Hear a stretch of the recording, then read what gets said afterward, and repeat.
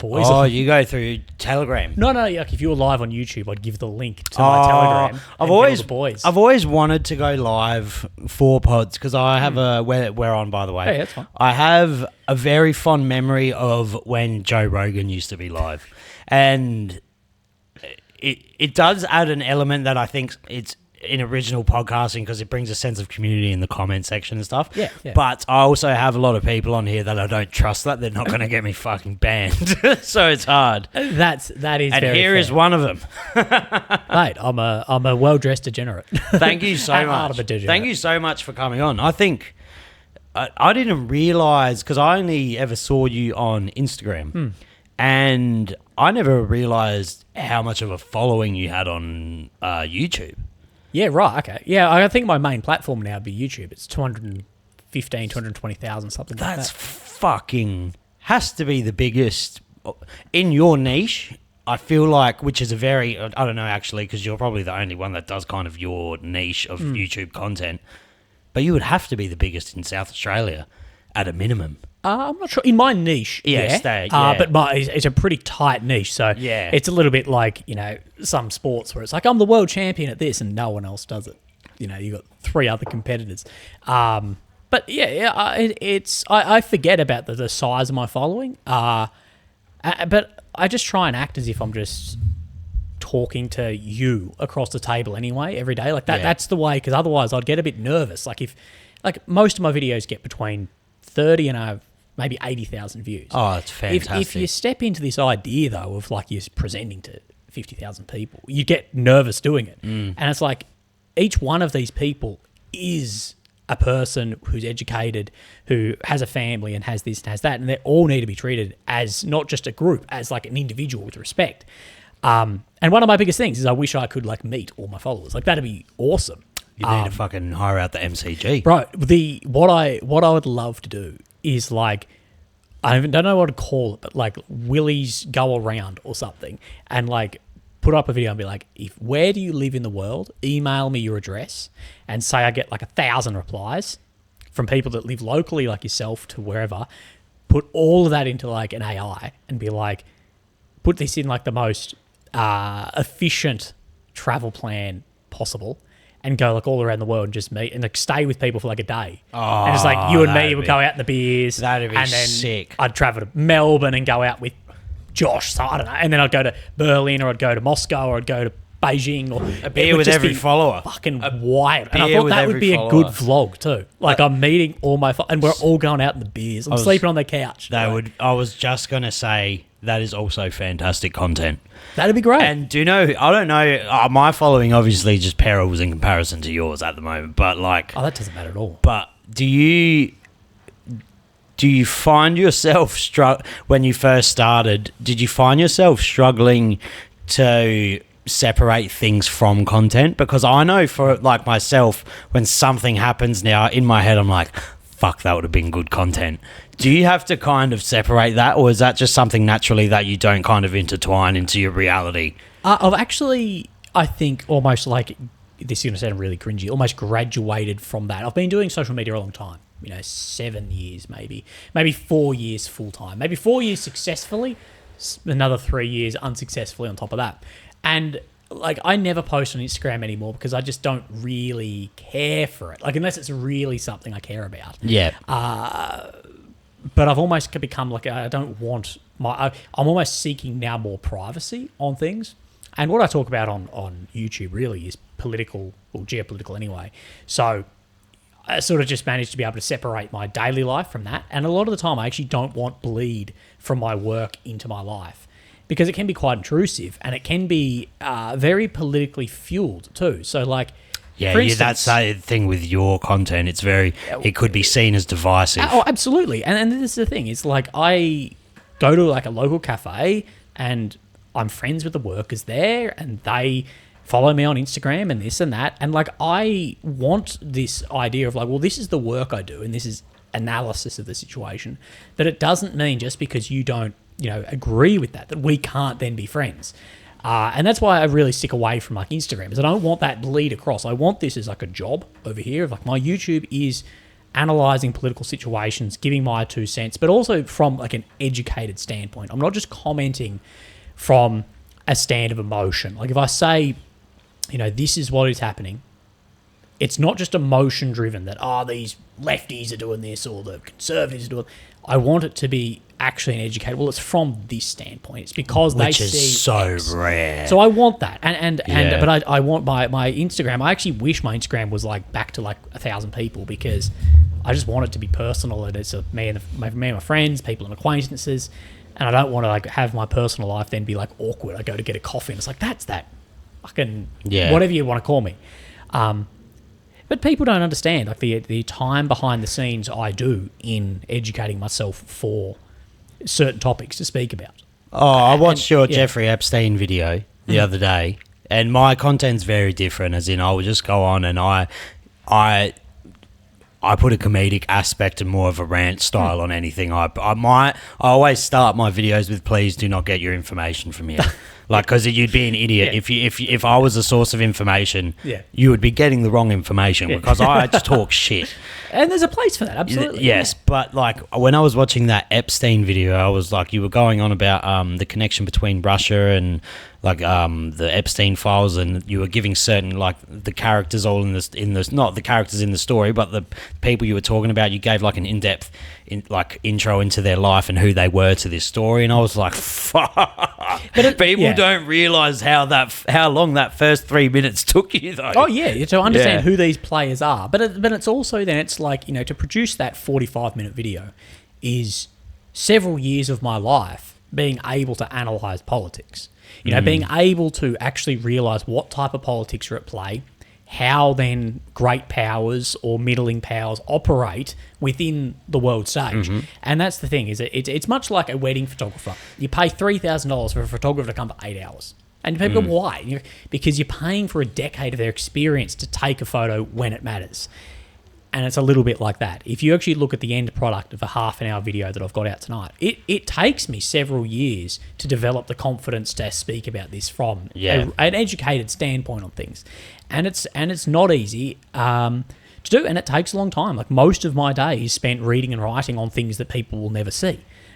Most of my like day-to-day life is reading books of which I'll never reference, writing things that no one will ever see, because it builds that base, and it is just learning how to learn. It's like this, you've got stuff up here about fighters. For the fighter to step into the UFC cage and participate in a 15-minute fight, that's not what they're paid for. That's not what they're paid for whatsoever. They're paid for the decades prior to that. And this is the Steve Bradbury effect of winning the ice skate gold medal and everyone else fell over in front of him. He wasn't awarded the gold medal for what happened in that race. He deserves the gold medal for the decades of training leading up and making it to be one of the top in the world. And at the end of the day, he crossed the line first.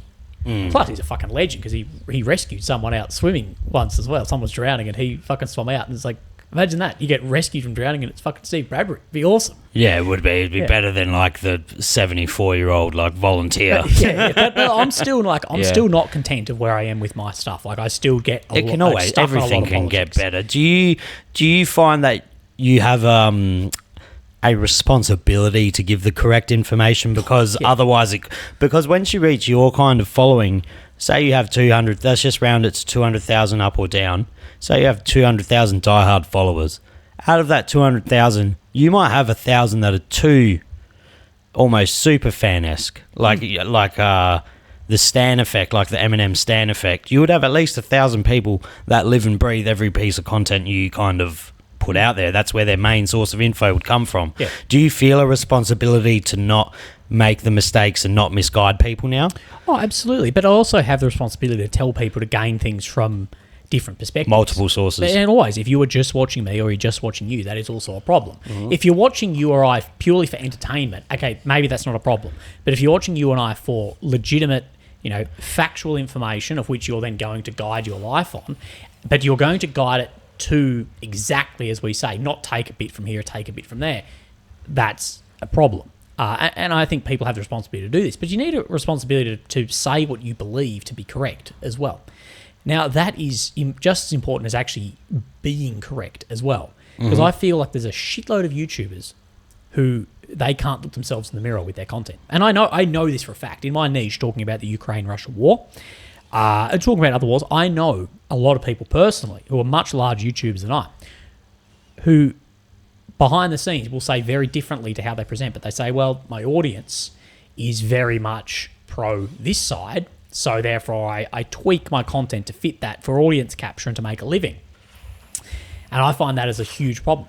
I've been wrong many, many times, but I've never gone against what I believed to be right at the time. And a lot of my views may have changed significantly, but at the time of saying that, that is what I believed. And I know for a fact there's a lot of people that say things of which they just do not believe. And like it's like this: people that are pushing a narrative at the moment about the files at the moment, the files of the PH. That no one who knows anything about intelligence operations realistically believes this is a Russian KGB operation. No one truly believes. Do you no believe one it's a Mossad operation? If it is an intelligence operation, it's likely got multifaceted, multinodal, likely. So it's not polar as far as it is this lead to this. It's probably multinodal where different intelligence agencies fit within it. But if you were to say which intelligence agency does it look like, it does look like it would be a Mossad-run operation.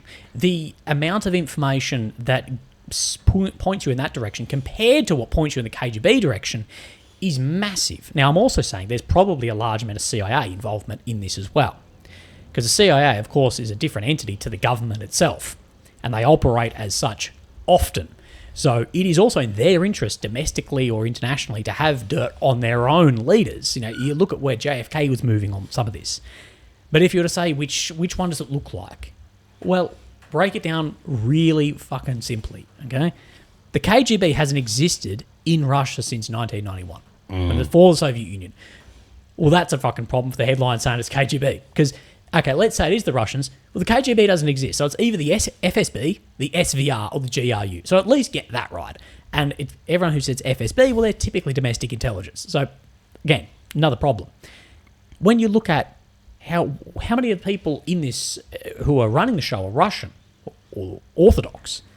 Very few. Epstein's Jewish, Ghislaine's Jewish. Her father is was, until he was killed suspiciously, was a known Mossad agent.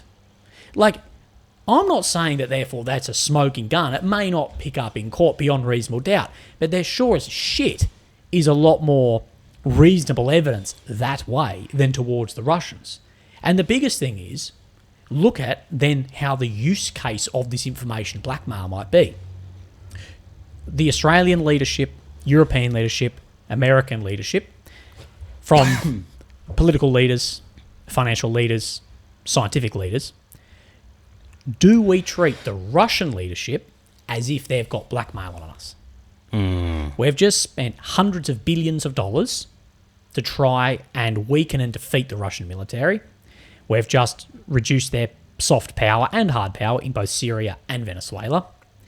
We've cut them off from world markets. We have sanctions against them in everything possible. We've listed them in criminal organisations. All of this. Does that sound like someone of which has the worst type of blackmail for us ever? And on the flip side of that, are the Russians using that blackmail if they've got it? Why wouldn't they be? They'd be using it by now. When you turn on the other side, well, do we act toward Israel if they've got a lot of information on us? Well, a shitload more than we do towards the Russians. So that idea, when people say it's the Russians, I go, what is your evidence of this? Oh, Putin's mentioned the files. So what? Zelensky's mentioned in the file. Like a lot of the files are just New York Times articles they're sending to each other. So if your name is mentioned in the files, that actually doesn't mean that much. You need to be like, what does it say about X person? And I've dove into all the mentioning of Putin in this. The mention of Zelensky is very limited. The mention of Putin is also very limited. It appears that Putin said to Putin's response through an interlocutor was that they'd only have a meeting on the side of an economic forum in St. Petersburg, not a private meeting. So therefore, the email exchange was he's not interested. But then the real one between then Nicole, I can't remember his actual name. I'll find it in my phone.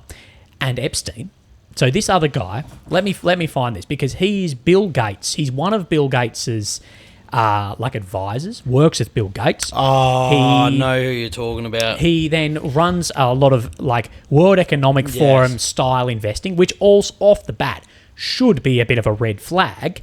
And they are speaking about basically getting into this Ilya Ponomarev. Now, Ilya Ponomarev at the time, he is in the Russian... Boris Nikolic is who I'm looking for. So Epstein is talking to Boris Nikolic about Ilya Ponomarev. Ilya Ponomarev is basically in opposition to Putin within the Russian government, if you will.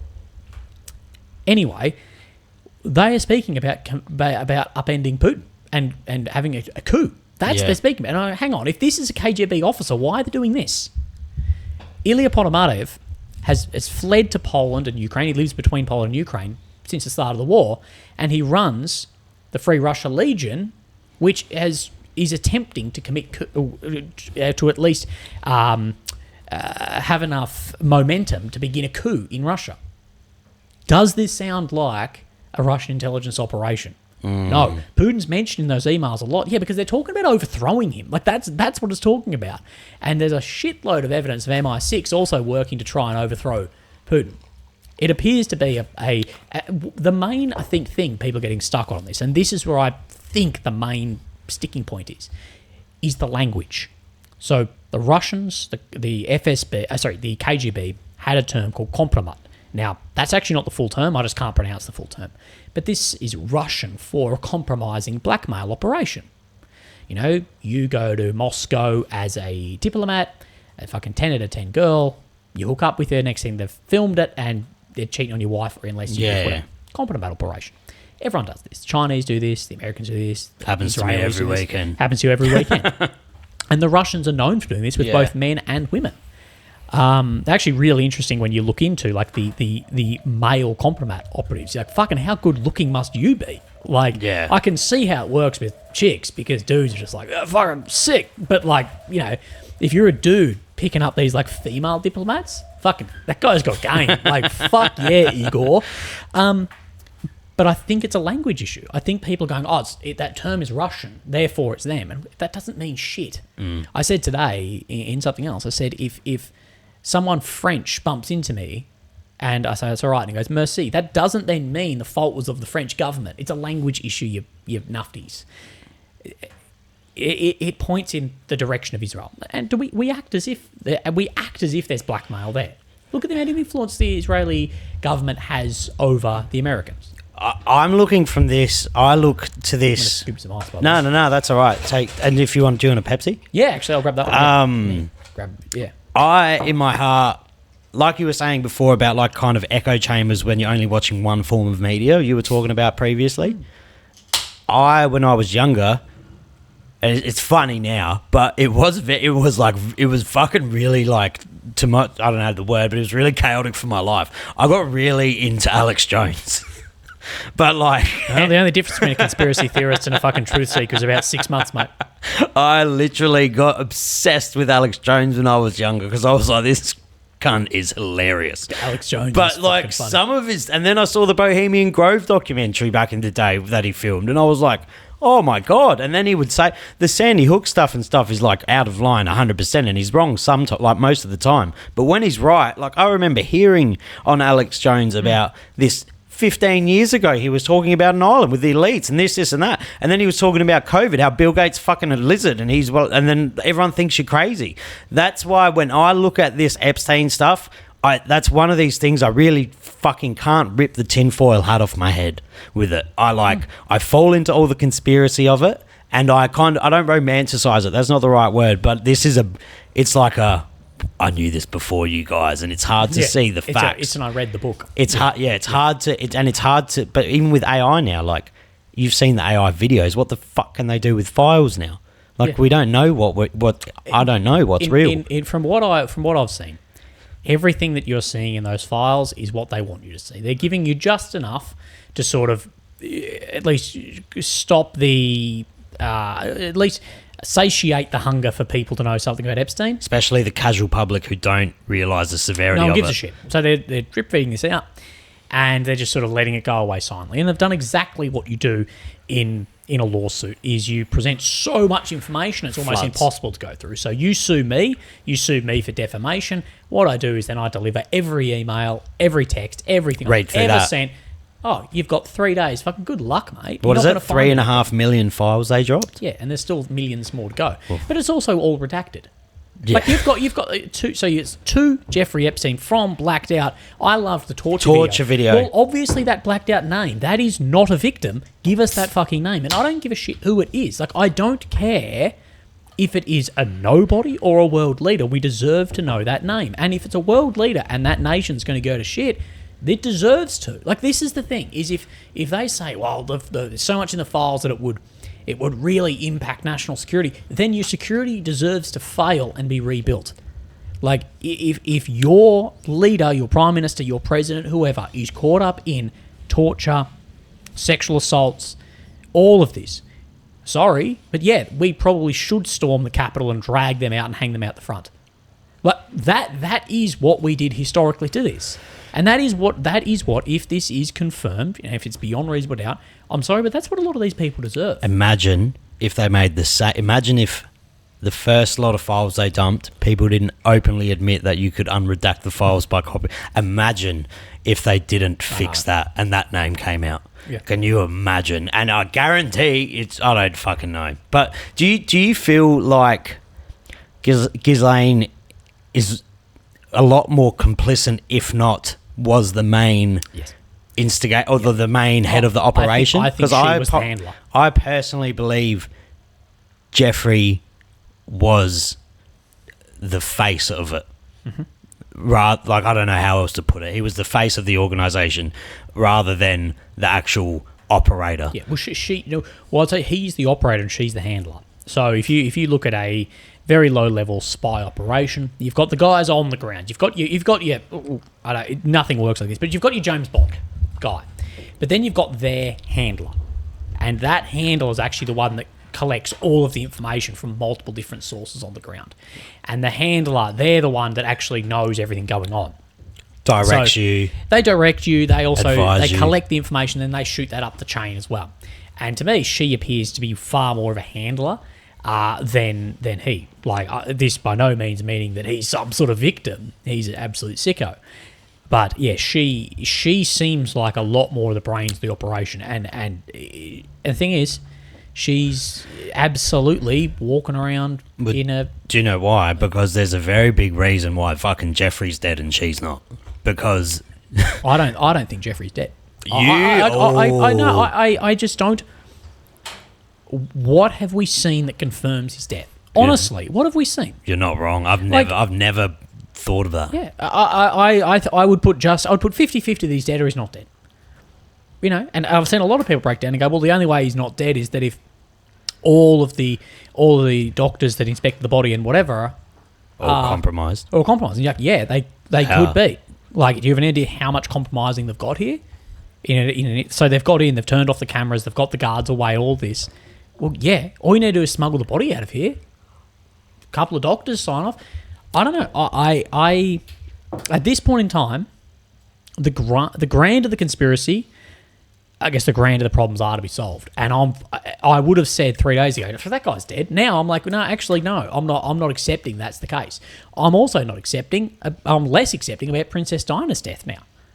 Because what has been said is that Princess Diana, she found out about the absolute sicko of Prince Andrew, and that they couldn't keep her quiet unless they shut her up. And look, I don't want to be a conspiracy theorist, but I'm like, hang on, but all this other shit, yeah, it brings all of this now, everything you guys have said, it brings that back in for question. You believe that Princess Diana was murdered because she found out about Prince Andrew's deviancy? That's what a lot of people are saying. I'm not saying that I'm fully on board with that, but I'm saying I wouldn't have doubted it a week ago, and now I'll doubt it. I think it's pretty not common knowledge, but I think more people are inclined to believe that there was a murder, like from the Queen or wherever it would have, the King, whatever it would be. I think Diana was the first one where it brought on a lot of conspiracies from people who would never even think that way normally. Like my mother, still to this day, grieves Diana. to this day. I don't know. I was too young to understand why she was important. Yeah. I've never really looked into it. But She was just a new face. Yeah. She was a new face. She sort of represented like the new royals. the people. She represented the people rather than this hidden away, whispered about old royals. And look, and this is the thing with a lot of this is you go, yeah, the rest of it is that fucking ridiculous. This might be that ridiculous. Like, is that less or more ridiculous than all these elites being pedos? It's actually less ridiculous. All of them, though. But yeah, all of well, them. that's the thing is you're like, people go, oh, you know, there's nothing beyond reasonable doubt. Yeah, okay. But Jesus Christ, does it seem that way? Like, this is one of the things too, when people talk about like, oh, you know, all this is this person was deposed and they made this allegation. I'm like, okay, I agree with that. That is not beyond reasonable doubt. But let's set the stage of the situation that has happened and see if that is more or less, it carries more or less weight. And I said this on a video the other day. Okay, what this is not, Matt Williams has told Debbie at work, oh, you look good today. Debbie's gone to HR and HR is taking a statement from me. That's not what's happening. Because I could probably lie my way through that.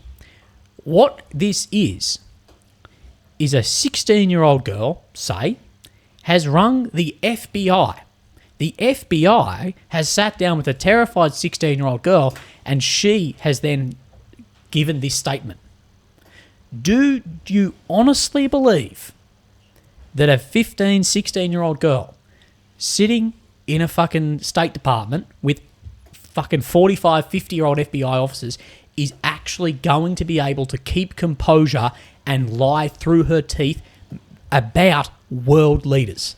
Do we really believe, like, I'm not saying she's not, but I'm also saying, fuck me, I think that carries a lot of weight. And I don't believe these 15-year-old girls are trained fucking operatives to not crack under pressure. They're not sleeper agents. This is some random, look at when, if you look at Russia-Ukraine war footage when they capture POWs, if you look at when a Ukrainian, just a regular soldier, a Russian regular soldier is captured, the fear, the intimidation, they're spilling a lot of beans. You can see it when it's different when a spy or a special forces soldier or just a more mature soldier has been captured. Okay, they might hold their composure more. But we're not talking even about soldiers here. We're not talking about a war. We're talking about a fucking 15-year-old girl has contacted the FBI, said this has happened, and she's not just alleging, oh, my military unit did this. She's alleging against these elites to these people. I think that carries a lot of weight. I put a lot of weight with what... I'm not saying, therefore, that's a smoking gun that's beyond reasonable doubt. I'm not suggesting that. It needs to be corroborated through a whole bunch. Also, there's just no investigation seems to be occurring beyond that. But I'm just saying that you've got 30 girls rung up about this. All their stories seem to be there. I don't know many girls who were 15. Thankfully, I'm not in the fucking Epstein files. But from when I was 15 or 16 years old, if you put me in front of a cop, I'd be sweating bullets and I couldn't keep a fucking story straight, mate. Yeah. Like, well, I've been arrested before and thrown in a fucking cell and then in an interrogation room. Yeah, surprise. But I got done when I was 18 and I didn't do anything wrong. Like, I genuinely was innocent. And even when I was in the room, I was like, oh, fuck, did I do it? Like, you question yourself and fucking you're an 18-year-old wog and you're like, oh, they're going to fucking do me for something I didn't do here. Like, but even as an innocent person, you can't collect your fucking anxiety. So I wouldn't imagine, like, much like you're saying, a 15, 13, fucking 14-year-old young girl would go into a room with two fucking seasoned agents and be able to keep composure. It'd be impossible. Meanwhile, alleging things against some of the world leaders. Yeah, and how the fuck do they know who they are? Yeah. It's the whole thing. The thing that's sick about this is it just seems like all the investigation was just never done correctly, all the way back to 2008. Surprise. Yeah, which tells you a lot.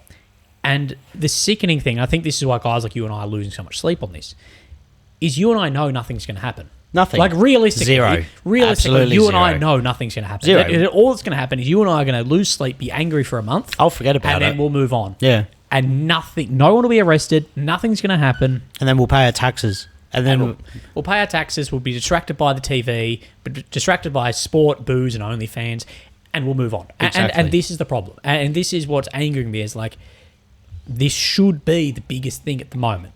We had every celebrity on earth posting a black square when a career criminal got killed on Fent. Yet none of these people are saying anything about that, which I think gives a lot of weight to Mel Gibson back in the day.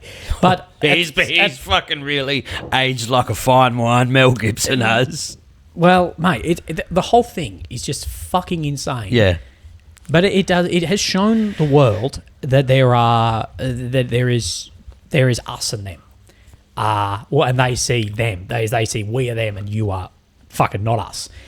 It's shown us that there are two laws. There are two laws. Look at what Epstein did in 2008. He should have been thrown in jail and thrown away the key with that. He got a plea deal, got fuck all, and everyone hung out with him after that. Like, if I got charged with something like that, you wouldn't be contacting me as Elon Musk in the next few years wanting to hang out on my island around booze and girls and this and that. Imagine begging. But imagine being worth $100 billion. 800 billion. 800 fucking $billion. Or at the time, whatever he was worth. Imagine being one of the richest people in the world and you have to beg to go to an island fucking to talk to kids. I'm sorry, but you can fucking buy a lot of things with money. You can't not be a retard. Yeah. Like, if you're a retard, you are just a fucking retard. I said that on my podcast the other day. I said, regardless of Musk might have more money than you or not, dude's a fucking dork, and no amount of money can buy you out of being a fucking dork. Imagine begging. He was like, please, what's the best night to go there? Bro, I don't know if the fucking allegations are worse than the begging. Like, fuck, man. Like, that's so embarrassing, dude. But if it was me, I'd be like, no, I went there. All these, like, no, they had me. It was so cool. Yeah. Fuck, man. Yeah. Like, fuck, man. That's so bad. You're like, they didn't even see that. They didn't see that, like, they thought it was more fucking annoying to have me there than to gain blackmail on me. You know, for fuck's sake. It's so fucked. Do you think... What a loser. He's fucked. What's your take? Because I've always found Trump as a funny character. I, though, don't like any world leader. I've never looked at a world leader and I'm like, oh, that's a cool dude. Actually, surprisingly, I have poor taste in him because I actually don't mind watching some Putin every now and then when I'm feeling fucking down on myself. You like the mafia boss. He's a romantic character. He's a gangster. He's a fucking gangster. Putin is the... he's a gangster that loves his country. Professor Snape of the political world. There is, I think a lot of people will see there's a certain romance in the bad guy mafia boss that Putin really does actually entail. That puts his country first over everything in the world. It does depend, I guess, on the framing, but the world leaders. My whole bit is anyone who wants power, anyone who wants to be a politician, shouldn't be a fucking politician. Yeah, that's the main problem. And I was a big Trump guy. Like, of course, I'm not voting in it, but I was like, this is the guy to drain the swamp. I worked out that he is the fucking swamp. If anything, he represents the swamp more than anything. And Trump has developed America over the past couple of years into what Russia was in the early 2000s of a dysfunctional kleptocracy. That's what it is. You've developed an oligarch class, and this is fucking bad news. A kleptocracy is when the whole system of a state is there to enable very few to get very wealthy. And I forgot the chart they use, but there's a number that represents disparity of wealth between the rich and the poor. It'd be like a third world. It would be like a Bali or a Thailand. It's a good. People say if Russia is a gas station with nukes, America's a third world country in a Gucci belt. But that disparity number that shows that is higher than a lot of medieval feudal estates. A feudal estate, if you've got the king and the peasants around the castle, that there's more disparity in America now than there was then. And that's what I see. Is I just see that there's a kleptocratic oligarch class has grown of your Peter Thiels, your Zuckerberg, your Musk, your Trump, your whoever. And you've developed this oligarch to make these people super rich while the remainder haven't. And now this sounds like I'm a fucking massive socialist. I'm not. But what I'm saying is, well, the stock market going up by 17%, only really benefits those who are invested in those companies, who is very fucking few. The rest of us, everything's just got fucking more expensive. It's just Nancy Pelosi. Yeah, fuck. Well, she's an example. She's an example of the system being Oh, well, its own worst I enemy. own all these stocks that just went up today. Sorry. Bro, the insider Worth trading $800 is fucking insane. million dollars on a fucking $2 million. Yeah. No, it's not even that. She'd be on a couple $100,000. Yeah. Yeah, she gets paid like $10 million for a seminar to the fucking other fucking 0.001%, telling them what to fucking put their money and into. that'll be government-funded seminar. Like the whole thing, mate. It's a fucking disgrace. I wonder if Palantir has gone down in stocks since little Tealy's been popping up. Palantir had a drop, I believe, about 7% today. Interesting. But which is hundreds of millions of dollars. it's huge. But we just have huge issues. And the thing is, people are waking up to all of this, and people are having enough of it. They're going, hang on, no. Like, no, we were told that we're this free, liberal, democratic system.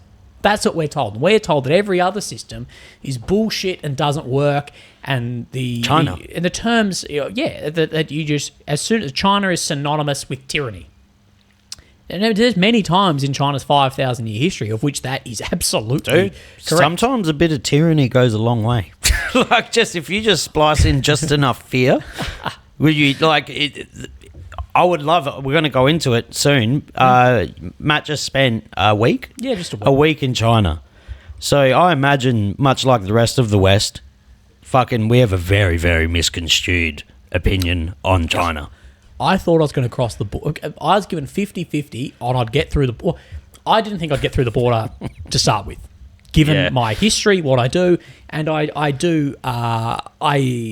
very aware that I give off spy vibes when I'm entering a country with things. I'm aware of that. I've been stopped, pulled up, things gone through, questions about this in many, many different areas. I'm fucking not, by the way, for anyone asking. A spy would say that. Yeah, true. Just have to kill you. But I was like, I don't think they're going to let me in. I don't even have a visa. I filled out more paperwork to return to Australia through that declaration shit than I did entering China. I get there. The only question was, when are you leaving? And I said, I'm leaving on the 26th. She goes, welcome to China, stamp my passport, through I go. And I'm like, fucking what? How did I just get through that? No questions, no nothing. I'm a fighting age male, rocked up, military background. I've been to Syria without a passport. I've done this, I've done that. I'll run a big social media. No questions asked. In you come. Okay. I was expecting China to be a totalitarian state. Now, there's parts about it of which are. But we also throw a lot of stones in glass houses around in the West as well, to believe that there's a lot of hypocrisy about when we talk censorship and surveillance. There's a lot of that. So China shocked me. The cleanliness, the openness of the people to discuss politics with me. Like, I was there as a tourist, which is true, but I was also there to discuss their system, and I was there to talk to people about the party who's in control, the CPC, not the CCP. Look how it's fucking written. That's one of the biggest things that actually annoys them. This might start the war. Is everyone says the Chinese Communist Party. But if you ever look at how it's written, it's the Communist Party of China. Is it? Yes. You're and lying. Like every single person goes, fuck. Like a lot of like analysts or whatever I talk to, they're like, this is the thing that annoys us the most. That's like what do they call it when you put in a false memory of something? Well, the thing is, it's like, I can get shown documents where it's like, it'll be like a think tank analytical piece, and we'll have a photo of Xi, and in English it will say, like on the lectern he's talking in front of, Communist Party China. And then the article title will be Chinese Communist Party. You're like, look at the fucking lectern. It's wrong. There's a reason for this, though. Because when we say the Chinese Communist Party, the belief is, the way they say it, is what that is trying to do is actually trying to be ambiguous enough to say that all of China is represented by the Communist Party. That the Chinese, everyone is the Communist Party. Where the CPC is more the Communist Party of China, is that it's a party within a system. Yes. Now, there may not be an opposition party, but the Labor government is in power here. They don't represent me. The Communist Party may not represent fucking whoever in China. Like, and then that's why we use CCP, and that's why we use it. It's this like very soft mind fuck, I guess, to like try and say like, well, everyone there is a communist who's your enemy. You know, the funny thing is there's actually a very good argument to say that a local Chinese is less represented by the government than you or I are. Because in an authoritarian system and you don't choose the government, it's very easy for them to say, well, they don't represent me. And if I was given a vote, I'd vote them out. It's more difficult for you or I to say, well, they don't represent me. And people go, well, actually, your whole society voted them in, mate. So you actually might have a bit more of a say of why they're there. Funny thing. Now, I don't at all like authoritarian states. I want to have a working democracy. Sadly, I think we have a completely failed democracy. I believe we have what is referred to, most people speak about the Soviet Union of this, of a total democracy, of which a total democracy is, you get a vote, but there's an approved truth, and if you sit outside of that, then you're the enemy of the state. So therefore, we can change around what that truth is, so we can really control the vote that way. And I think we are far more authoritarian than people actually think we are. Look at Romania. Romania completely fabricated, and the European Union completely fabricated the story of Russian funds going to Călin Georgescu in 2024 after he won the election. Completely fabricated. The Americans know it's fabricated, and they all know it's fucking fabricated. Kicked him out of the election, and he can't run again. They've done it in France. They've done similar in Germany. They've done similar all over the place. Tell me if that's operating in a fucking democratic system. So it struck me. China is an authoritarian regime. People there, when I speak to them, I'm like, yeah, it is. Like, yeah, the government is authoritarian, we should say they don't really represent us.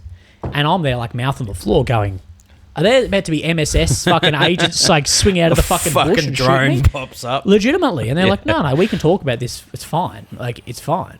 I did a video criticising the party, criticising decisions of which have then had mass inflation in areas which have reduced property values and people lose all their money. I did a video on this about China. It was restricted on YouTube. Someone in China downloaded that video, put it on Bilibili, which is like their version of YouTube, and it fucking went viral. And I'm like, hang on. Our system restricted, we've been told. It's restricted my video that's critical of that regime. It's actually very critical. A lot of comments like, this is Western propaganda. And the Western one fucking restricted it. And it went viral on the Chinese one. It pissed me off because I got fuck all views and they got like 500,000. I'm like, motherfucker. Do you know what, give me some AdSense, mate. So this is just me playing devil's advocate. A lot of people shit on China's like restriction with social media. And by restriction, I mean like you said, in China you don't go on YouTube, you go on Bilibili, and then or you don't go on Instagram, you go on something else. You know what I mean? They have their carbon copies of our social medias. If you're gonna try and restrict social media, don't do it the way Australia's done it. Do it like that, at least. Do you know what I mean? So this is one of the things I spoke to some people about, actually some of which are PhDs, and they said it's very interesting the level of censorship. What is more ethical, black and white censorship or vague censorship? And they said in China we have black and white censorship. We know. You can't criticise the party. You can't talk about drugs. We're in an open jail here. We think we're free, but really... Well, that's the thing, is they're like, everything else is on the cards, but it's black and white that you can't talk about that. Where ours is... We have the assumption of pseudo-freedom. Yeah. It's, no, you can say whatever you want. But then you get in an argument on a Land Rover Defender forum and the British police then arrest you at your house, which happened. A guy got arrested for comments on a Land Rover Defender forum that he didn't like the new Land Rover Defender, he liked the old one. And the police come and arrest you. And that's the thing, is he said, this is something to look at of I guess, freedoms and censorships, and this is a mental thing people can think about. I'm not going to give you an answer. You can make up your own answer. Is what is actually a more freedom of speech one? Something that's so vague you can walk across the line and be done, or you know when you've committed a crime. China has a speed limit on their speech. Yeah. If it's signposted 100 and you're going 101, you have broken the law. We have drive to the conditions. And it's up to the cop at the other end saying you went too quick. Yeah. It's a fucking problem. And our system is absolutely being fucking abused. And if you want to talk about arrests for censorship, look at the fucking numbers of people arrested for social media posts compared between Germany, the UK, China, and Russia. The one thing of which they leave out, and I'm fucking always on this because Piers Morgan doesn't understand per capita when he did the interview with Nick Fuentes, which is hilarious, is what you need to then do is you need to expand that to per capita. Because if you say the UK has 8,000 arrests, China has 6,000 arrests, people go, oh shit, yeah, they're similar on the authoritarian of, China social media has posts. a billion more and people. You go, well, the UK has X amount of people. Yeah. China has 1.4 billion. Yeah. It's a little bit fucking different, mate. It's actually not bad odds. Well, the old Dr. Phil meme of let me bring up some statistics here. I did this exercise actually yesterday because I was like, I want to look at exactly how these numbers then actually appear. Yeah.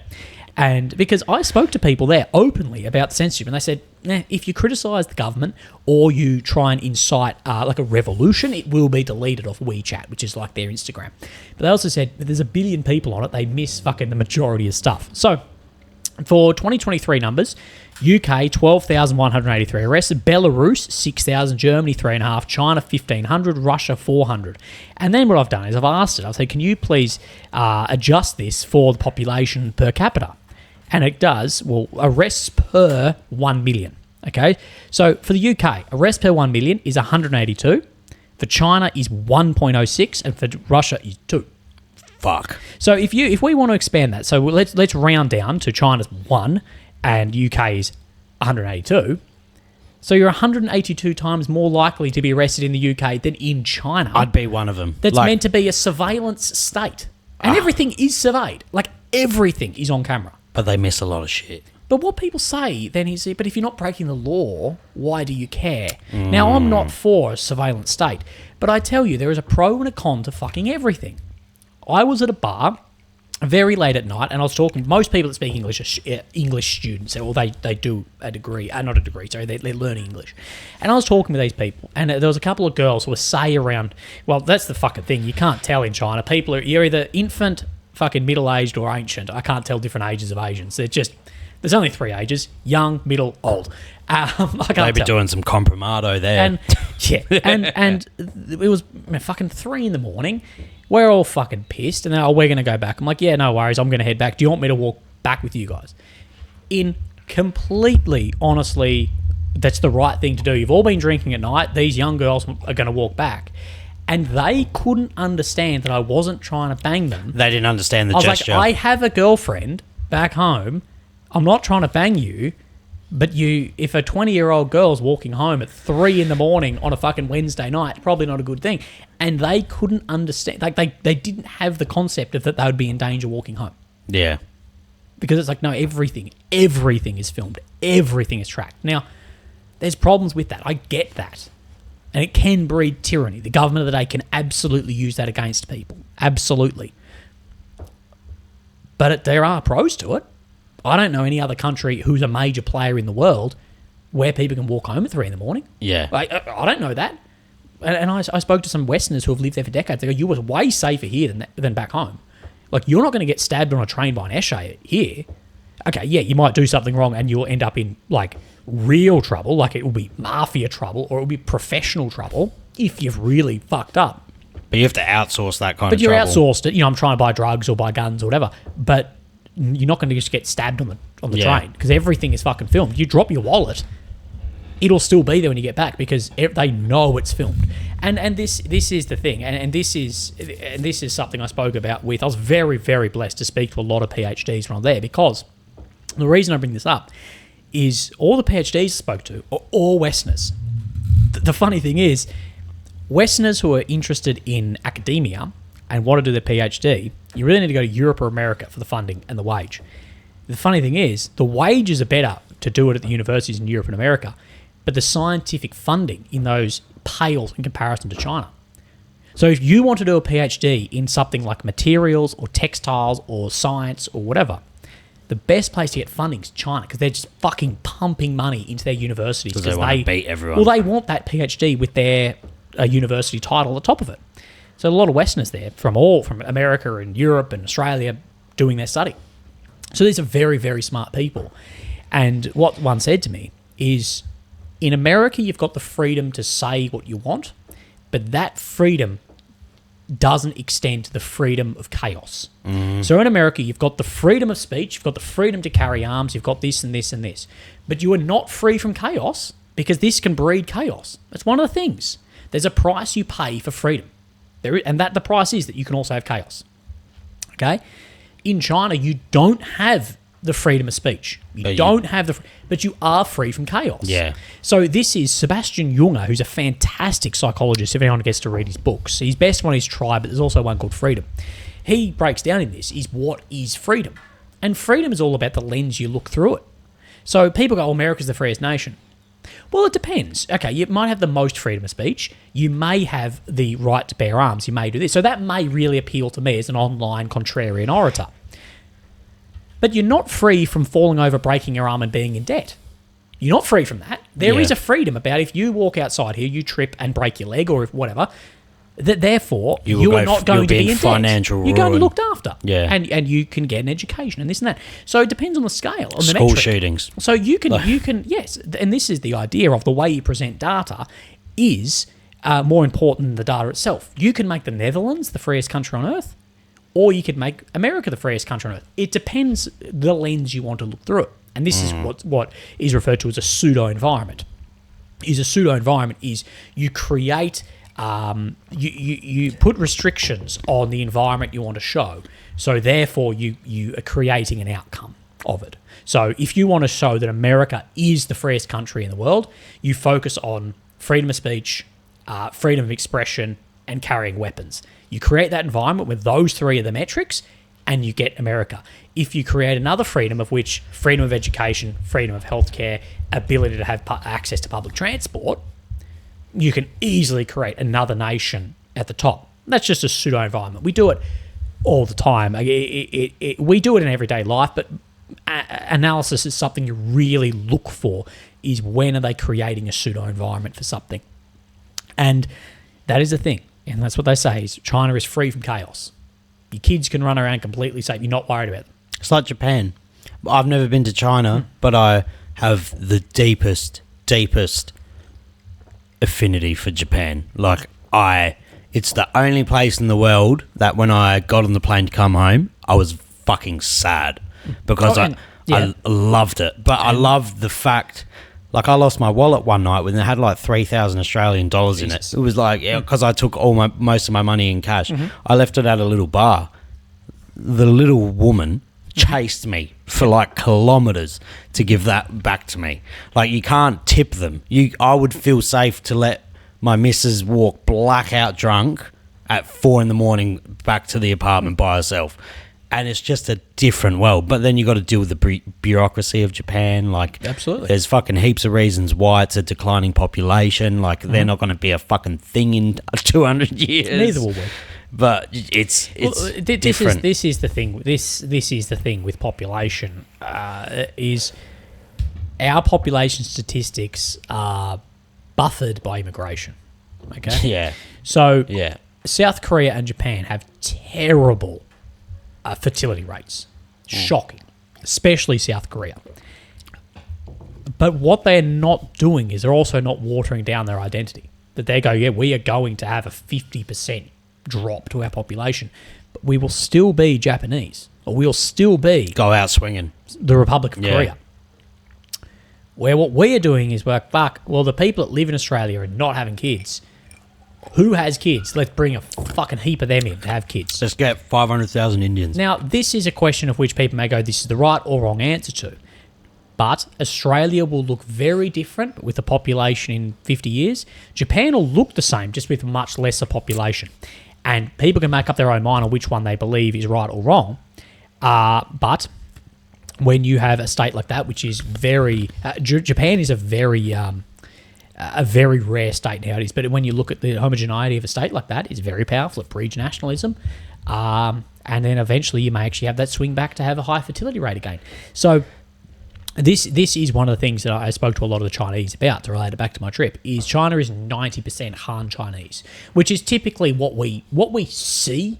When you think Chinese person, everyone gets a vision in their fucking head. Don't act like you're superior to this. Is when you think Chinese person, you're actually likely thinking of someone from Fujian province which is where a lot of the diaspora is from, and you're thinking Han Chinese. Okay, of course, there's different types. You've even got Muslims. You've got Hui Muslims. You've got Uyghur Muslims, and that makes up all within about 10% of the population. But 90% of this. So you've got really one massive ethnic group in this. And I spoke to people there who were saying we don't understand why the West is like watering down, because we have, if not worse, fertility rates here. But we're still going to be China. We're still going to be Chinese. You are not. Yeah. And this is the funny thing, is with an authoritarian dictatorship government like that, is you've got the Han Chinese leading the Han Chinese. And what a lot of people say, when you've got that sort of mix, is, well, they may have a better interest at heart. That's definitely something up for debate. But when you have such a multi-ethnic country like Australia, when a government starts being authoritarian, they need to be fucking extreme to do anything. But then a plummeting fertility rate, huge immigration in a democratic system, well, that changes your democratic base massively. That changes it hugely. So when people say, well, oh, in Australia, we're like, well, actually, hang on. As soon as you tip the scale to one ethnic group being a larger majority, we will remain democratic. I actually don't think Australia is going to ever move away from this type of democracy we have. It's not. It's not a complete. Not in our lifetime. Well, it's a total democracy. That's what it is. But it will remain democratic. But what we will just see is we will see the parties as they are appealing far more to large diasporas. Like, so we'll see them appealing far more to Indian Australians, or far more to Chinese, or far more to this or to that. But the more and more that happens, eventually, if you scale this and you go, well, we're importing this amount of, say, Indians, they have a higher fertility rate, you may actually end up with, democratically, you may end up with a very pro-India party in power that then sees nothing wrong with the caste system. So this is the thing too, and the world is going to look very, very different in 100 years or 50 years than it does right now. Very different.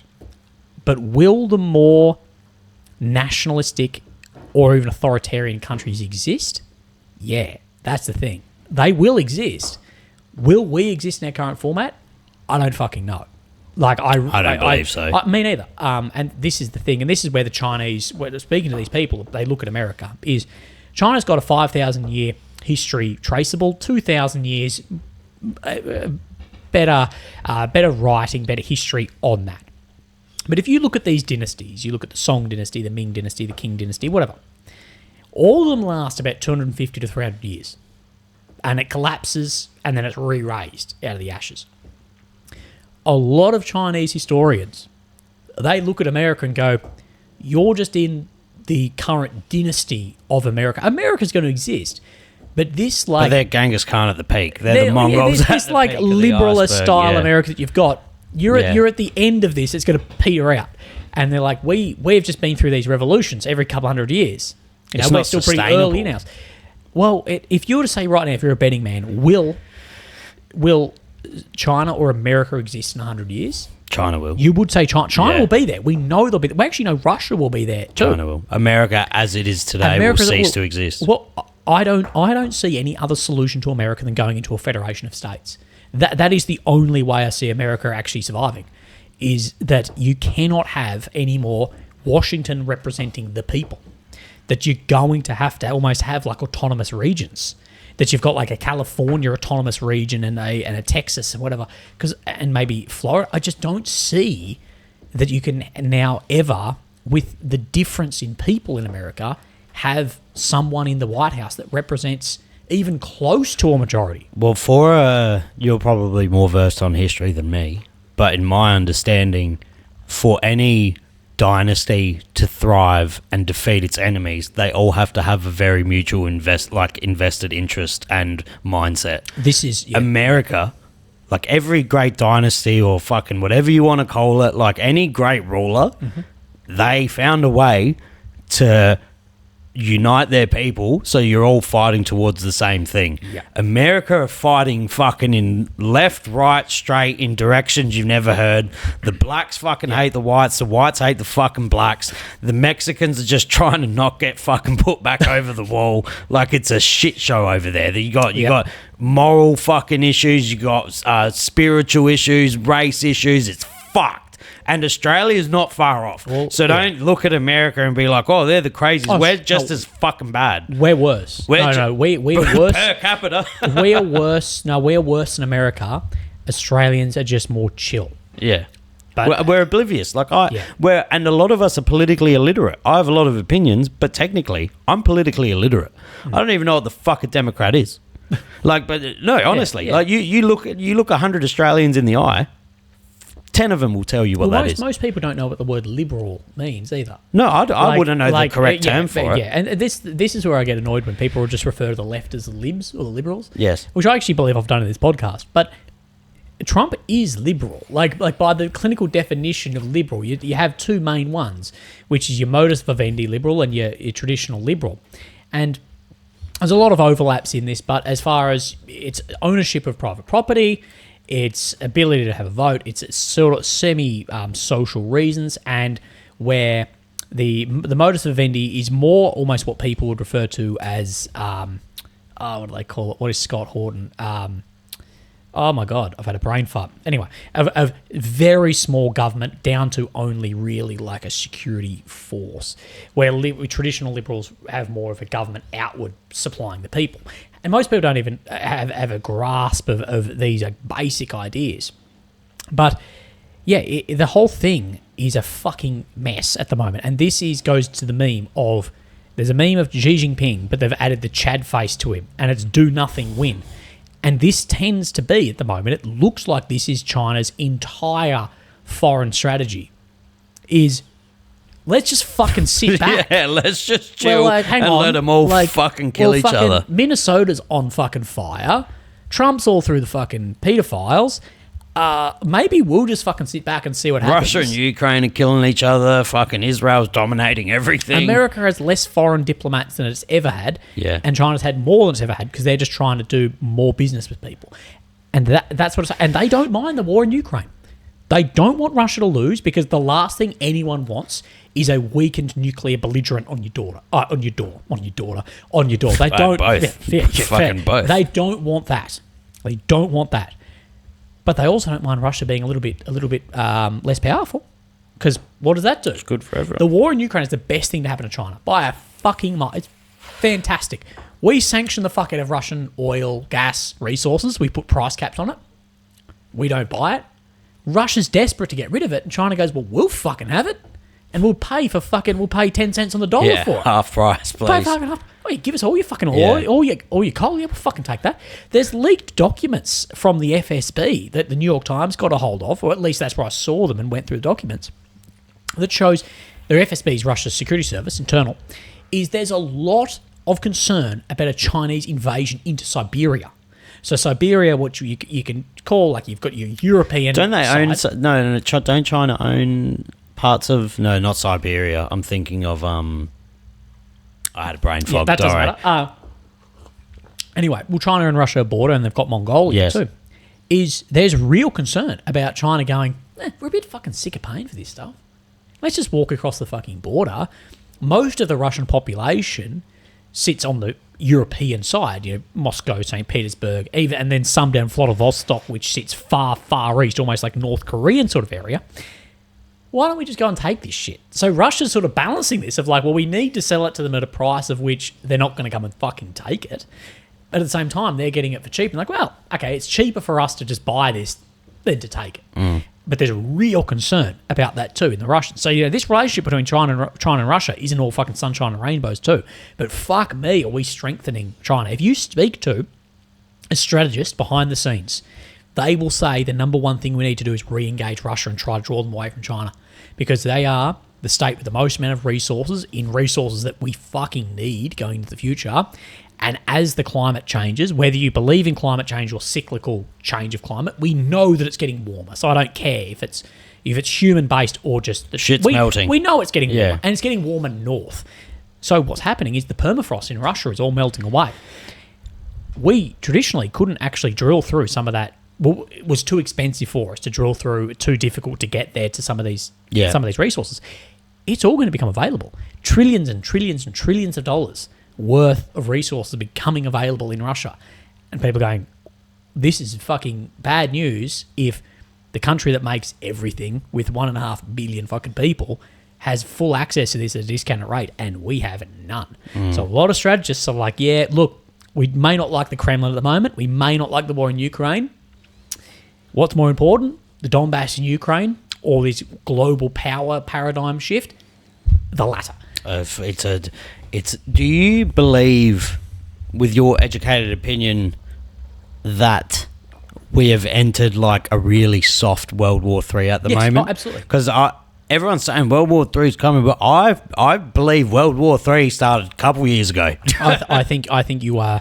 I think you're very, very observant to see that, and that I think that's a pat on the back to you, because a lot of people I know who are very, very clever, they don't agree with this. And now I'm not saying I'm fucking right on this, but I'd put hedge my bets that World War III we're in it.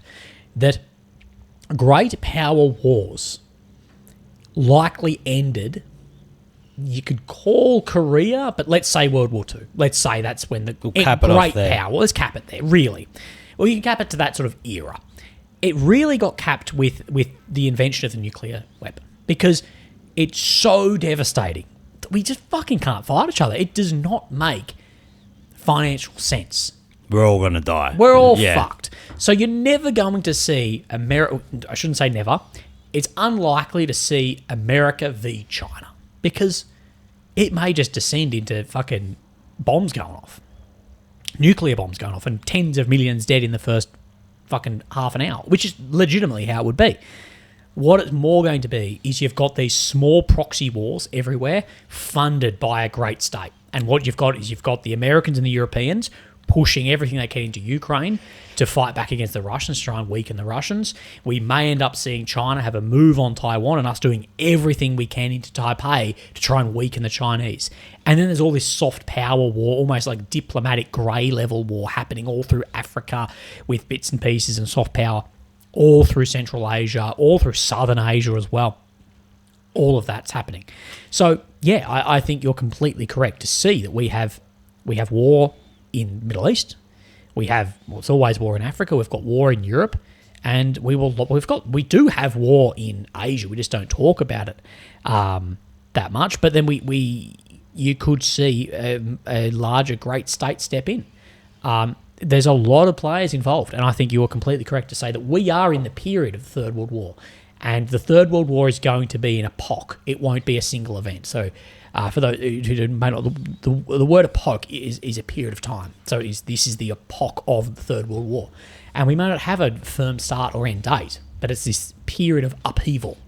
And what the period of upheaval will be is by what is commonly referred to as the axis of upheaval, which is this detente or coalition of states which are rejecting the Western way, and the Western way, they won out of the out of the Second World War, and it's sort of been this fight between capitalism and communism, and the capitalists won, and that's sort of been the way of the world. And there's states now which are rejecting that, which is you've really got China, Russia, Iran, Brazil. You're looking at like your BRICS nations, even India to a degree. And there's a rejection of this, and that will form like a different pole of the world or a different financial system. And that will be wherever that lands in the end, whether we have two poles, a multipolar, we have a bipolar system or a multipolar system. We don't really know how that lands yet, but that will be the end of the epoch. And this is very good ways to look at the First and Second World War were the epoch of the end of the end of empires. We could look at that. Like if you speak to or talk to like an Eastern European or a Russian academic around the First and Second World War, even some Germans, they don't see it as two separate wars. They don't see it as that. They go, no, it just flowed into the next one, especially for Germany. That Germany wanted more power. Britain then power balanced with France back against the Germans. Belgium's neutrality was breached, so that stepped in the Russians on the eastern side. The Germans got fucked over in the Treaty of Versailles, and then this bred then revanchism through then the Weimar period. Everything lost credibility. You have a Hitler rise up, and then you've got into the Second World War. Many will say this is not two separate entities. No, it begun back here. It was just fueling the fire. And the there was oxygen periods of fighting, but it never stopped. And the Russians, Soviets, a lot of them will say that the Second World War never ended for them. They will say that, no, the Second World War and the effects felt. It didn't end when you say that it ended. It wasn't that for us. Firstly, they were still fighting, actually, the Japanese following the end of the European theatre after 1,418 days. But that it's actually still flowed into problems at home, and then it flowed into the Cold War. This was meant to be the war to end all wars of the First World War, but then where the communists and the capitalists are fighting together against fascism. And then basically as soon as that ended, as soon as they won, then it's the Cold War and they're our enemy. And you're like, hang on, what the fuck? It's still World War II. Who won? Like, the fucking the European theatre of World War II was won by the Soviets, and they are the ones that wore the cost of it. That just is a fact. Like, the Americans, I'm not saying they didn't help. The Americans paid with their vehicles and their lend-lease. The Soviets paid with their lives. If you look at the fucking losses of the Soviets, it is more than everyone else combined. Like, fucking almost 30 million died of an already state that was fucking hollowed out by purges within the nation. The tragedy of the Second World War belongs to Eastern Europe. Absolutely it does. If you look at the amount of divisions the Germans had on the Eastern Front to fight the Soviets versus the Western Front to fight the rhetoric we are told, far different. And I'm not saying that they're right or wrong. I don't fucking like Stalin. But we do need to be appreciative of, like, oh, hang on. Yeah, if the fucking Soviets didn't step in as allies in the fucking Second World War, we would have lost way more fucking people than we 30 million's a fucking solid chunk. Same as if they weren't fighting the Japanese as well, that we would have had to fight Japan on, basically, I know it's through the islands, but on more of a single front. Japanese were engaged against the... So there's all of this. But you can just see this idea that war for some states starts and ends here. Like, the First World War for the Australians, yeah, it started and ended at the declared dates of the war. Same with the Second World War. But if you look at it through a different lens, you look at it through the German lens, you're like, the First World War didn't start in the guns of August. It didn't start in August for us, and it didn't end at the end of the... No, it was this. And same with... You could see the Soviets will say, well, the First World War didn't end either because we had the Bolshevik Revolution.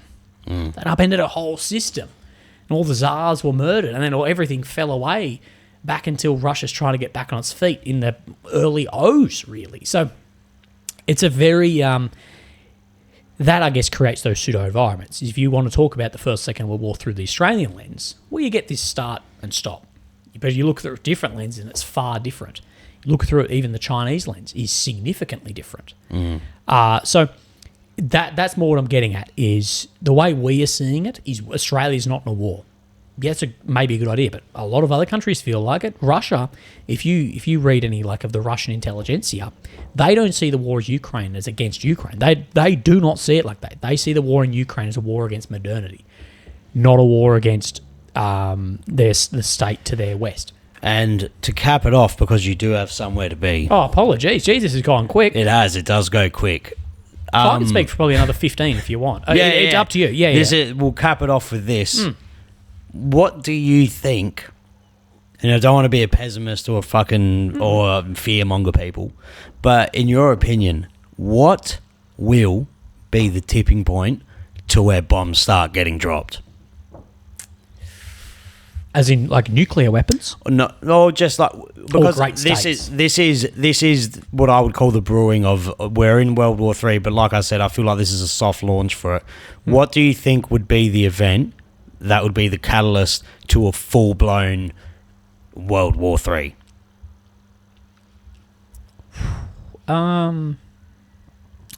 Likely something that we don't know will do it. Now, I know that sounds like a very political filibustering answer and trying to avoid the question, but no one knew that the start of the First World War would be with the assassination of Archduke Franz Ferdinand.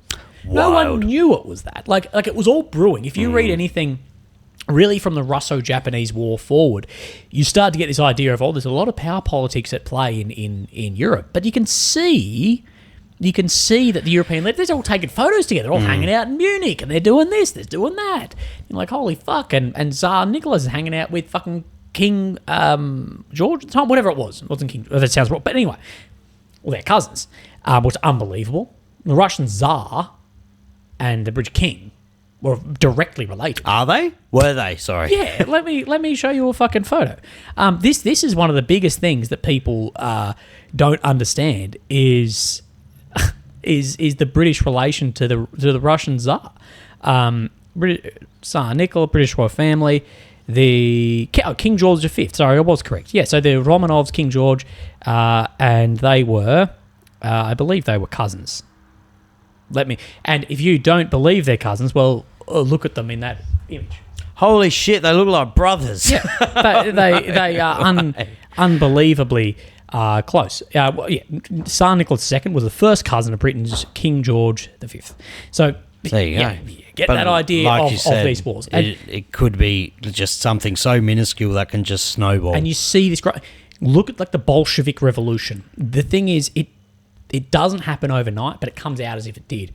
And if you look at the Bolshevik Revolution, if you read anything from Tolstoy, you will see this sort of brewing away idea of like alt socialism almost happening in the background. This realization of the almost like oligarch class, probably the wrong word, the aristocratic class brewing away. So it can happen for a long time, and it may actually go on for far longer than you think till the snap. Now, what do I think about bombs being dropped, great power to great power? I think it is far more likely we will see a revolution within a great state than a great state power against each other. So I think it is far more likely we will see a civil war in America than Russia or China or India, well, they're the four great state powers, having a war head on, full on. Like, it's not minor bombs being dropped here and there, but I'm meaning like what we refer to as total war, which is the whole state is aimed at that. I think that is actually highly unlikely because imperialism is just now too expensive. It's just too expensive to do. And imperialist ambition is there. Absolutely, it is. But it is so ineffective now with weapon systems and nuclear systems. It has to be done more insidiously or more cunningly. So it has to be done through policy, soft power that you get in with the policy of the state next door. You don't walk across their border and fucking colonize. You don't do that. You just really have a pro-you government next door. And that's fine. Then you do trade. It's ingest 500,000 of you into another country and then become the majority. That actually is for a state the size of India and China. That is actually feasible. A realistic. The feasibility of that is actually there. India could put 2 million people in every state on Earth and still remain over 1 billion people. So that would still be the second largest state on Earth, with 2 million people in every state on Earth, including the fucking Vatican City. And this is a real tactic, and this is why people say why India isn't the great player yet, is one day if they can sort some of their shit out, that diaspora is going to be unfucking believably powerful. Like, if they could, we're all voting this way, holy shit. And you can maneuver a democratic system. How much would you pay to stay? How much would your country pay for this person to stay in power? Because we can make it happen. There's a reason we see Albanese and Dutton and all these with the Indian headdress on. It's a huge portion of our community, and it's a huge portion of the world. India cops a lot of shit for a lot of memes. And look, I'm not fucking immune to laughing at a meme, but you do need to say, look at it. It's over 20% of the population. It's fucking massive. It's in a very geographically tactical part of the world too. There's a lot of control in that area. So it's a real threat. But as far as countries bombing each other, I think unlikely with nuclear weapons. But if it does happen, two things will either happen. It will either be gridlock, because every electronic system will go down very quickly. Yeah. or it will be a nuclear fallout. And that is the thing. Or there is a third option, which some do speculate, is that the nuclear systems, they know that they're so bad that they rely on no one using them. That they're like, we know you won't use it, because if you do, we will. So it actually, some tacticians actually don't take into account nuclear systems, because they go, yeah, but if there's a war between America and China, they both know if they use one in a first strike capacity that they're fucked. So neither of us will. Yeah. This is where, if you speak to a strategist, most strategists will say they don't agree with anti-ballistic missile. When I talk ballistic, I mean nuclear ballistic, anti-ballistic missile defense systems. And you go, what? Why wouldn't you want a system that sits over New York or LA that can intercept nuclear ballistic weapons? There's a bit of mental gymnastics you have to do on this, but I think they're correct. Is they say building what Trump refers to as the Golden Dome, which can intercept any nuclear ballistic system. Firstly, mathematically impossible. So take that. It doesn't work. It's Trump talking shit, trying to put money into the military-industrial complex.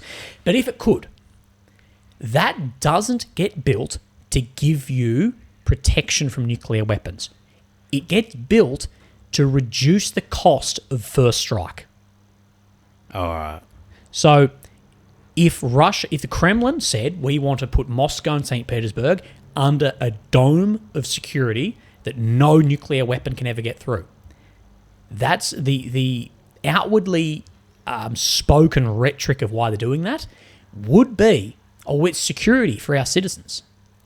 But what is a byproduct of that is that it reduces your risk of extermination or extinction if you strike first. Yeah. So therefore, it actually changes the fucking metric, because if Russia knows that, hey, no system's hitting us because we've got this dome fucking system, and then I'm going to hit you. It increases the likelihood of first strike. And this is where there's theorists saying what we should have amongst the great nuclear states is that none of you are building enough ballistic missile systems to actually intercept nuclear systems hitting your cities. Because if we have mutually assured destruction, it's mutually assured. We don't want to take that out of the puzzle. Yeah. We want to make sure that Beijing is destroyed, Moscow's destroyed, and New York's destroyed, so then none of us will fire. You build those systems to decrease your cost of striking first. It's a bit of like a mental mind fuck, but it does make sense. Absolutely. You need the fear of destruction. It would be more threatening if you were sitting in the Kremlin. You would be more worried about the US building an anti-nuclear ballistic missile system than them building nuclear systems hand over fist, because you are increasing your odds of a first strike capacity or decreasing your cost of striking first. Yeah. That's everything in nuclear, is who strikes first. Now, the idea that this can be done theoretically is possible, practically is very, very unlikely. The way that these ICBM missiles work with what they call MIRV warheads, highly unlikely. They come back through at hypersonic speed. So a ballistic missile, let's imagine you've got this is your ballistic missile. This end cap on it, that is, all of this is just fuel to get it into orbit, basically. And once it's in space, it can travel at astronomical speed, 30,000 kilometers a fucking hour. It might be faster than that. So it can reach anywhere in the world. So all it needs to do is get into space, and then it's orbiting on no fuel. And all it needs to do is come back down. And it uses gravity under extreme gravitational pull to get that to extreme speed. But this warhead, or the cone, will come off, and there's multiple warheads under that, some of which sit 12, 15 different warheads. And those warheads are what they call MIRV, M-I-R-V, which is multiple independent re-entry vehicles. Each one of those carries a nuclear warhead and is independent of each other re-entering the atmosphere. So your one bomb that goes up, the booster falls away, the nose cone comes off, and you've got 15 warheads, or whatever the number will be, within them. And all of those can break off and hit individual targets at once. Oh, fuck. Well, so, you've fucked up my whole week now knowing that. Google that on YouTube. Everyone should watch this. Just put in ICBM, MIRV. And it will show you how they work. And this is why mathematically, practically, it's almost impossible. They come in so fast that I believe it is, I forgot the effect, but once you reach these hypersonic speeds, you're talking like, sort of Mark 12 sort of speed. The pressure of the air getting squeezed in front of these systems creates a fusion that is so hot that it's almost impossible to actually intercept it anyway. So we don't have the material to intercept it or the speed to do it, and just with the amount that they've got, like these countries have thousands of these warheads, and it is a doomsday scenario. But nuclear weapons have saved significantly more lives than they've taken. You could make a fucking argument to the UN that the best green fucking peacekeeping system ever developed was a nuclear weapon. Because since it was developed, we've had we can sort of, Korea's a funny one, but since the invention of that, we've had really no great state power war. It's really reduced great state power wars. Sadly for the third world, it's mean our wars have extended into their countries, which is a terrible thing. But if we didn't have them, we would have had significantly more war. If you look at the history of war, you've got a war every couple of decades that involves all these great powers. Where since the Second World War, people say we're overdue for a war. Well, the calculation with now countries with nukes, it doesn't fucking look like it. And that would be if I was the Australian dictator, if I was fucking Tsar Willy of Australia, the first thing I'd be doing is developing nuclear systems. Not for any use case, but of, hey, yeah, we're a fucking small nation. We're cool but too. We will fucking flatten you. Yeah, we got cool shit. And this is the thing. Ukraine complained about losing their nuclear weapons. Firstly, that isn't entirely correct. There was nuclear weapons stationed in Ukraine in the USSR. Ukraine couldn't fire them or maintain them. They were all controlled and maintained from Moscow. Okay, so and Ukraine, when the USSR broke up, was not a state of which you want having nuclear systems. Absolutely. Yeah.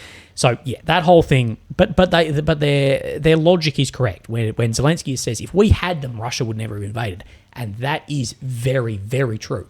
This is why people talk about invading Iran. They talk about this, talk about that. That's why Kim Jong-un will never give up his fucking weapons. Good luck trying to get Kim Jong to give up his fucking systems. He's pressing that fucking button before he's getting rid of it. And Khamenei from Iran, he knows that if he had a weapon, the US would be acting vastly fucking different towards him. So it's really developed this age of like nuclear containment is fucking gone, because I'd be looking at going, yeah, we need fucking that. So it's a changing world, man. It's a very funny, it's a funny but interesting time. It is. It's the greatest time to live. Arguably, I reckon we're in the greatest worst part of humanity right now. It'll be interesting to see who wins. I'll pick an underdog. I'll pick one. I love an underdog story. Who? Taiwan. Just comes out on top. Fuck the Republic of China. The Republic of China. Sorry. Well, there's no real underdogs though, really. Well, if you asked India's the underdog. Well, India's the underdog. If you ask me right now, not who will be the great power, but who will have significantly more power? Indonesia. Interesting. Quickly developing, 200 million people, lot of control of geographically a great position of the world. Geographically very hard for anyone to fucking do anything.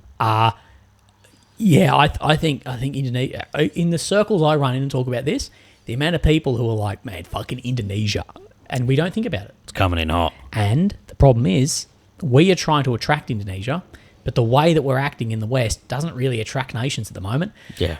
And they could be very, very appealed to sort of move, well, not geographically, but ideologically, south, we'd call it, which would be the global south axis of upheaval. And that would be very bad for Australia. No one's invading Australia. It's too costly, it's too far. But to get the idea of how our sector is, yeah, it's a fucking problem. Well, Matt, it's been a pleasure. It's always. I was going to say always, but we have only a couple of conversations. It has been a pleasure. Yeah. Please, if anyone wants to follow him, I'll leave all the links down below, and I will make an intro into his story, because he does have a very interesting story that we didn't touch on today. Maybe next time when we got some more time, we'll have a few drinks. We'll have a couple of drinks. In a few months' time. But is a Willy Beating Cancer on Instagram. And Willy OAM on YouTube. Please go and follow him. And yes, thank you so much for watching, and thank you for your service. I didn't say that at the start. So Thank you. cringe. It's gay. Don't. It's gay, but you got to do it. It's super gay. You don't do it. You don't have to do it. You We don't ended do it on a gay note. Yeah. Easy. Easy. Thank Thanks, you so mate. much. Cheers.